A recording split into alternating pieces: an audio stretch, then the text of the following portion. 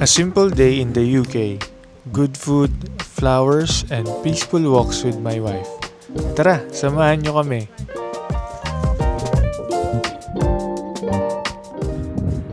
Patapos na ang araw, gutom na kami. Lakad muna papuntang local pub dito sa UK. Tahimik at malamig. Perfect para mag-relax.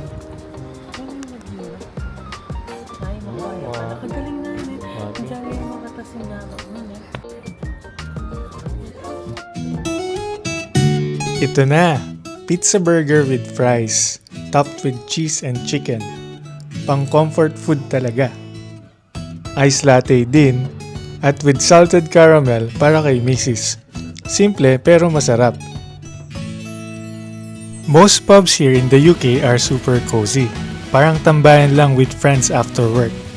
People usually come here for a pint, but syempre, we're here for the food. Pub food is very British.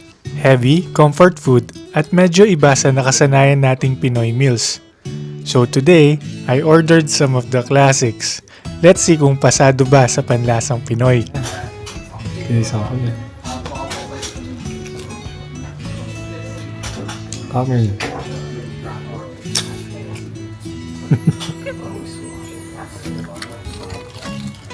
Okay. Okay na.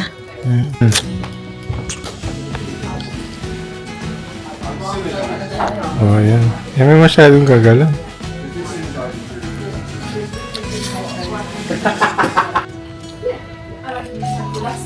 Mind block. Couldn't do price read because it should be every single lesson. I just have to tweak them in my groups. By now I'll agree that this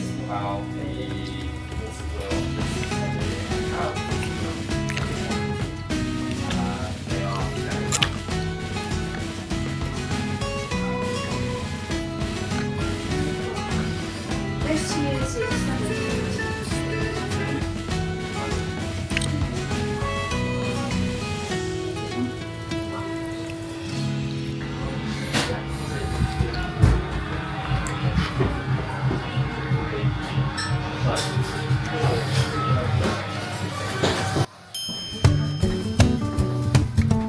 After kumain, lakad ulit. Nakita namin itong hydrangea, ang laki. Parang cauliflower. Tapos lavender din. Sobrang bango.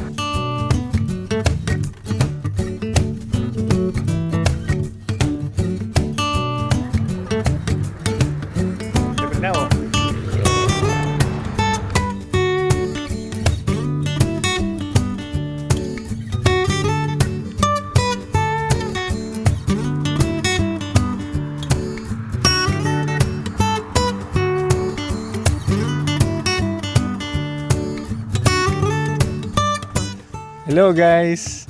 Andito kami ngayon dito sa park malapit sa bahay namin. Ini-enjoy namin yung last days of summer dito pero medyo maulan na.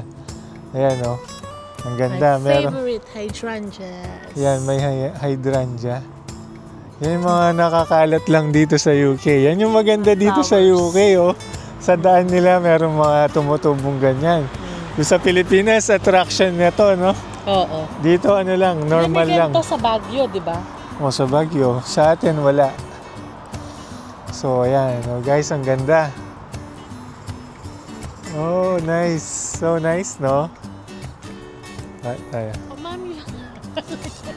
So, ayan. Yung hydrangea sa likuran namin kanina. Ang laki.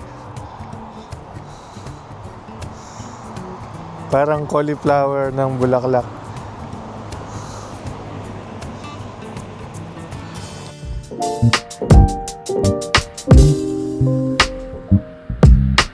Yam, smile.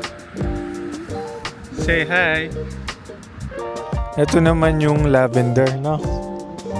Ayan, tumutubo din to sa sa gilid-gilid lang. Medyo natutuyo na kasi sa sobrang init. Pero yan, di ba? Dati sa TV mo lang napapanood, ngayon nakikita mo na. Pumunta pa kami sa isa pang park dito. Di ko alam lahat ng pangalan ng mga bulaklak dito, pero napakaganda talaga. Ang kalikasan dito, simple pero nakaka-relax. If you're an OFW like me, or planning to work abroad, don't forget to enjoy the little things. Try new food, explore places. Kahit simpleng araw, pwede mong gawing memorable.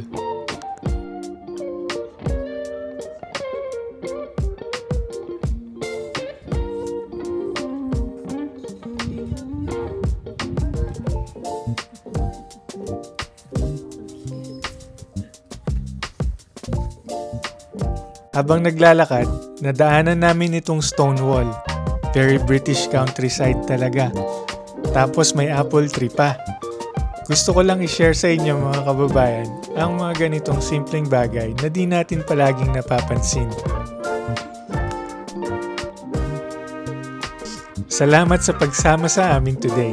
Sana kahit papaano, nadala namin kayo sa UK countryside. Kita-kits ulit sa susunod na vlog. Ingat po kayo.